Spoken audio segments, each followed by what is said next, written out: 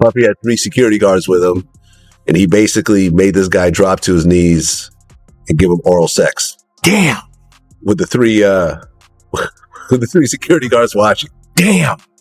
What's the most number of people you've seen having sex in a room at one time? 6. 6 people. Is Diddy one of them?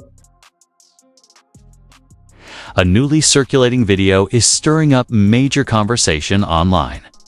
A man identifying himself as a hired insider has shared a clip he claims originated from one of Diddy's well-known private events. And the public response has been intense. The authenticity of the footage remains unconfirmed. But its emergence has sparked a wave of questions and heightened curiosity. The situation is developing rapidly, with each hour adding fresh attention. What began as a single leak is now becoming a potential turning point in the ongoing narrative. Combs was in the tape, and this other person is, I would venture to say, more high profile than Mr. Combs. Really? Really? And you've seen it? Or I've seen skills of the video. Okay. So you can verify that it exists, that it's real, that the other person in the video is very visible. It's no question if it's that person in the video, and I can tell the video is pornographic in nature. Oh my. All right. So we know that he videotaped a lot of activities at his home, did he? And it sounds like there was probably a lot of hidden cameras as well. Is that what is being talked about? Yes.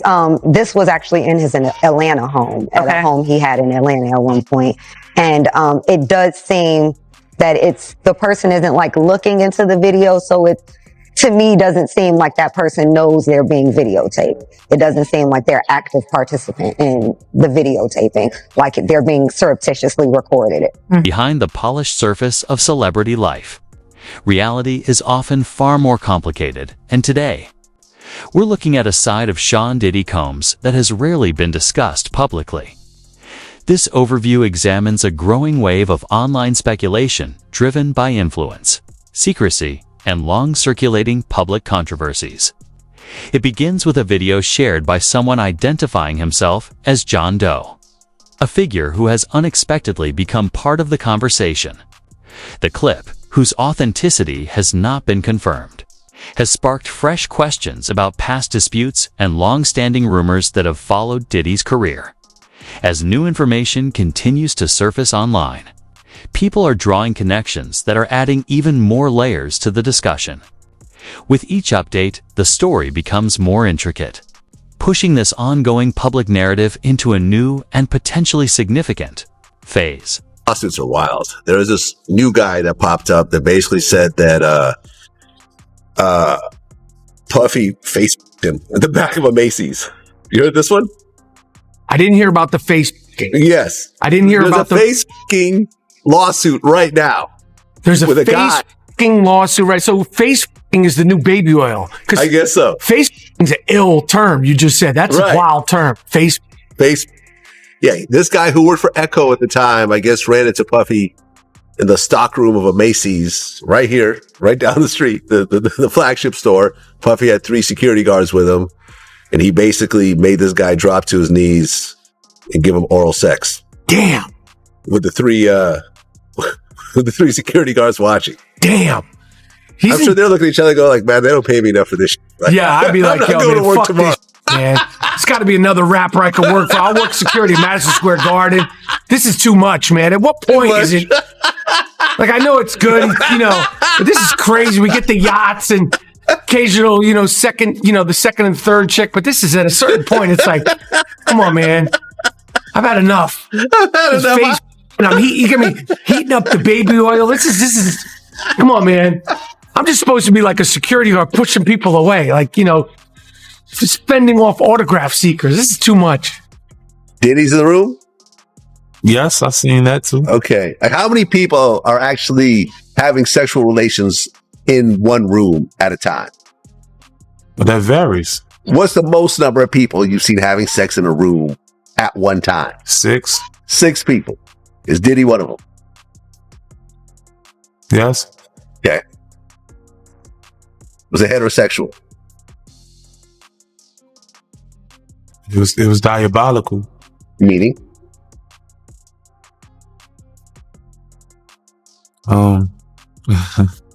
I seen Diddy. This ain't my first time seeing Diddy doing things with a man in my face. What was he doing?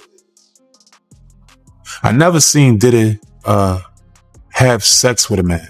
I seen Diddy doing things that I always kind of was like, whoa, my bad. And he'll be doing kissing and rubbing. What, you've seen Diddy kiss a man? I definitely seen Diddy kiss a man. I walked into the room and seen Diddy kiss a man. Powerful. Okay. Can you say what that is? That what I can't.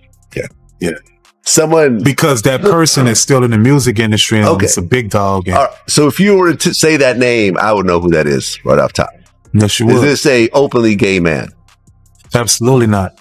According to court documents filed in the Southern District of New York on February 26th, Sean Diddy Combs is the subject of serious allegations. Linked to an incident said to have taken place in 2012, the complaint was filed by a Florida-based escort. Identified as John Doe, who claims he was pressured into taking part in conduct he describes as highly inappropriate. During an encounter at the Intercontinental Hotel in New York City, Doe states that he was pushed into situations that left him distressed and without a sense of control. The lawsuit further details additional actions that, according to Doe, made him feel manipulated, overwhelmed, and deprived of personal autonomy. Says that he was contacted by Diddy, said that they were going to meet at a hotel in New York City, and he showed up there, and Diddy was there with a girlfriend. He doesn't name the girlfriend, but says that that immediately they, got naked. And that Diddy forced the sex worker form a sex act on his girlfriend for several hours, and then he brings up something we've heard in other lawsuits, that is baby oil. Feeling like you were drunk. Right. The lawsuit does not name the victim, but says John Doe worked for what's being called a male companion service out of Florida in 2012. It says Doe would travel to New York upon Combs' request. In one instance, Doe allegedly went to the Intercontinental Hotel in New York, and Combs is accused of ordering him to perform sex act on a female companion. Doe claims that Combs had him drink from a water bottle, and then Combs rubbed baby oil on Doe's body. The lawsuit says that Doe felt like he had been drunk and not in complete control of his body, which may have been because of either the oil or what was in that water. And another troubling detail outlined in the lawsuit. John Doe claims the encounter intensified, alleging that Diddy engaged in unwanted physical contact. According to the court filing, Doe states that the incident left him feeling intimidated, unsettled, and without a sense of control. And then he alleges that that Diddy then sodomized him. Right. Some of that stuff we've heard in other lawsuits. The twist here is something that he said occurred during the sexual assault, something that Diddy said to him that references another really notorious thing that Diddy, his name is attached to, but he has never been accused of this. But in this lawsuit, the male sex worker says that Diddy said to him, if I can get Pac, as in Tupac, hit, what the blank do you think can happen to you? Like, don't say anything. Right. It was a threat of keep your mouth shut about this, otherwise I'm going to do to you what I did to Tupac. The suit says after multiple hours of being ordered to degrade and perform degrading acts on that female companion, John Doe tried to leave by going to the bathroom. And that's when the lawsuit accuses Combs of sexually assaulting John Doe while telling him to stay. The suit says Combs raped John Doe for 4 to 5 minutes before threatening him. Combs allegedly told the man, quote, "You better not say a word to anybody about this. Did you hear me?" And he continued by saying, quote, "I'm not bleeping playing with you." Then, in this lawsuit, John Doe accuses Combs of invoking the name of Tupac and his murder by saying this in quotes. "I'm not bleeping playing with you. If I can get Pac hit, what bleep do you think can happen to you?" Pac, aka Tupac, was killed in 1996 in a drive-by shooting in Nevada. While Combs and Tupac were on different ends of the East Coast, West Coast rap rivalry of the 90s, Police never considered Combs a suspect in Tupac's murder, or they haven't said so publicly. Anything tying Diddy to Tupac has been speculation and part of the rumor mill. No solid, concrete facts. Currently, former LA area gang leader Dwayne Keefy Davis is charged with Tupac's murder. He's been the only person criminally charged in this case. The 61-year-old was arrested in September 2023 and has pleaded not guilty. Davis has tried to shift the blame for Tupac's murder to Combs in his court proceedings. Needless to say, Diddy's team is absolutely denying this. They're saying that no matter how many lawsuits are filed against Diddy, they're still maintaining their innocence, saying that he did not sexually assault anyone. I mean, it just feels somewhat, with the exception of the Tupac bit here, it feels like deja vu all over again. Since he was indicted, I mean, it just feels like every week we see some type of lawsuit from a Jane Doe or a John Doe alleging, sexual assault, among other things. And I'm just curious when it's finally going to come to an end, if it even does. If it does, exactly. Yeah. Because remember, all of these lawsuits, Diddy and his team, they're not going to deal with any of this until after they're done dealing with the federal lawsuits, case. Money. Diddy's life his freedom is on the line right now, right? But what they could come together here, because what we've learned is that the individual who's filed this lawsuit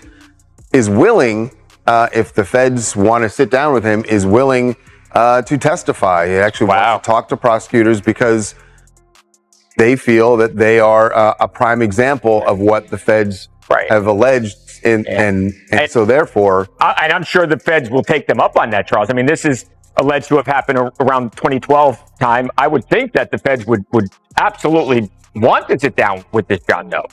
Yeah, at the very least, to have the conversation, get the information, whether or not they actually becoming a testifying, witness. Right. A separate investigation by Rolling Stone highlights another troubling account. This time from a worker named Nathan, who describes his first-hand experiences at some of Diddy's well-known private events. Nathan recalls that in 2019, during a gathering at Miami's one hotel, Diddy allegedly encouraged a situation that was framed as lavish and glamorous. However, Nathan says the atmosphere shifted quickly, revealing a far more unsettling side to these exclusive gatherings. One that few people outside that inner circle had ever been aware of. Based entertainer who aspired to become a musician. Knowing that plaintiff desperately sought a breakthrough in the music industry, Combs enticed plaintiff with fraudulent promises of a career in the music industry. Combs used his false promises of career and advancement as weapons, trapping plaintiff in a vortex of exploitation and fear. Combs did not follow through with these promises. Instead, Combs subjected plaintiff to a relentless pattern of sexual assaults, death threats, clandestine recording, blackmail, and psychological manipulation that far exceeded any bounds of consent or professionalism. So very similar allegations to what is leveled in Combs' criminal indictment and other lawsuits as well.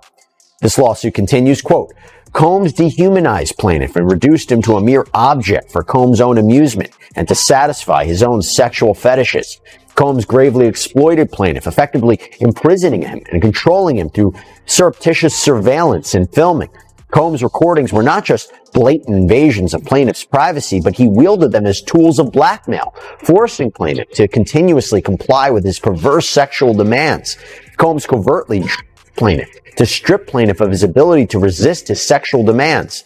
Bad Boy Entertainment, Combs' production company, facilitated Combs' calculated abuse and played a significant part in Combs' ruthless scheme to exploit plaintiff. Well, one of the things that was mentioned in the lawsuit was the freak-offs. Yes. So, in the lawsuit, Cassie said, while in New York, Diddy told her that he wanted to engage in a fantasy of his called voyeurism. He said it would turn him on if he saw Cassie with another dick. So, he allegedly forced her to engage in sex acts with male sex workers while he would masturbate and film it. First time, Diddy hired a man, brought him to his home in Los Angeles. Everyone was wearing masquerade masks. I could believe. And everyone took. He would instruct her to perform sex acts with the man while he watched. He would masturbate. and, have the man do specific acts. This would last for multiple days. He would call them freak-offs or FOs. And he would basically tell her that he wanted this thing all the time. And eventually he would have her actually go to websites to hire these male sex workers herself. He basically said that this was our thing and our secret. These freak-offs would happen at all types of hotels all around the country. At one point in 2013, they were at the Intercontinental in New York, where there was like tens of thousands of dollars of damages in the hotel after one of these. She said the chief of staff, Tony Fletcher, paid the invoice. Were you around Tony Fletcher? These recent accounts have cast a heavy shadow over the once glamorous image of Sean Diddy. Combs, prompting the public to confront a far more complicated narrative behind the fame. As scrutiny grows, the legal pressure surrounding him continues to build, with multiple civil cases and investigations drawing nationwide attention. A key court date has been set for May 5th, placing the entire situation under an intense national spotlight and sparking broader conversations about accountability, power, and influence in celebrity culture. That's unfolding chapter marks a significant moment in Diddy's public journey and serves as a reminder of how quickly perceptions can shift when long-standing allegations resurface. Mariah Carey, a whole crowd of well-known people. Howard Stern would be there. But what maybe they didn't know about, and maybe you don't know about, is that there would be a party within the party. As the night wore on, these sort of A-list names would go home. I mean, it's like 1 o'clock, 2 o'clock. Okay, the party's over. Let's leave. Well, for some people, the party was only just beginning. There would be like back bedrooms where Diddy and his, let's say, more debauchery-oriented friends would have a different kind of party. I spoke with a gentleman who was a dealer who would deliver to Diddy at the legit white party and at the other party. And he recalled a story in which he went to make a delivery, knocked on the door, Diddy answered in his robe, brought him back there, and the guy, did what he did with the they did the transaction. And he said the shocking thing to him wasn't that there were or that there were, naked ladies or naked men or, all kinds of powders laying around. What was shocking to him was what he saw rappers doing. He goes, I saw rappers doing things I never expected to see, and it totally changed the way I look at them. I guess he's saying there was male-on-male sex among rappers, which not everybody knew about. So 2C is the cocaine, but they take the cat and cook it up. And they fold it into the cup. Now, if you don't know what cat is what they call on the street special cat. It's a veterinary, it's a horse tranquilizer. Now, gay men have been using this for years. See, back in the day, if you went to a gay party or a gay rave, there were certain drugs you will always find on hand. Viagra, ecstasy, special K, and cocaine. Now, see, the can keep you up all night, but unfortunately, it gives you limp noodle because of what the blood flow is. So you want to fuck with a half-hard dick all night. So that's why you have the Viagra to make sure that the dick involuntarily stays hard while you're numbing yourself with the coke. Now, see, the cat, that's a horse tranquilizer. So that relaxes all your muscles. You could get by 80 ton gorillas. You wouldn't feel a thing. So now your dick is gonna stay hard. You numbed up and you high. You got the caffeine in you, so you don't feel. And then you add that to put in the feeling that you've now blocked out, and now you got a party. Freak off cocktail. Yeah. Diddy's legal team has strongly pushed back against the growing list of accusations, insisting that every claim is entirely baseless. They argue that he has never forced, harmed, or taken advantage of anyone, and maintain that the allegations misrepresent the facts regarding the widely discussed freak-off tapes currently under review. The defense says these recordings actually show interactions among adults who were familiar with one another and participating by choice. Their position is direct. A careful examination of the material contradicts the narrative outlined in the filings and supports their assertion that no misconduct occurred. In the court docs, prosecutors accuse Combs of knowingly transporting people from 2009 to 2024, quote, with intent that the individuals engage in prostitution, stating that he willfully caused the transportation of female victims, including but not limited to Victim 1, Victim 2, and Victim 3, and commercial sex workers in interstate and foreign commerce on multiple occasions.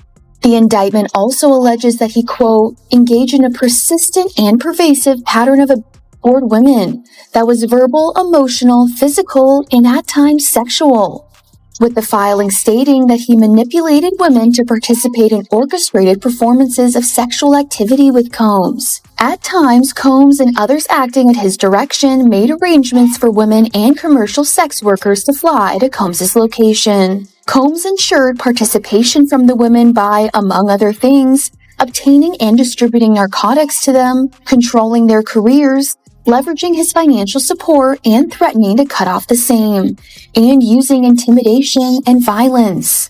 In response to this new indictment against the record mogul, his lawyer Mark Agnafilo claims prosecutors are making a major mistake in their filing.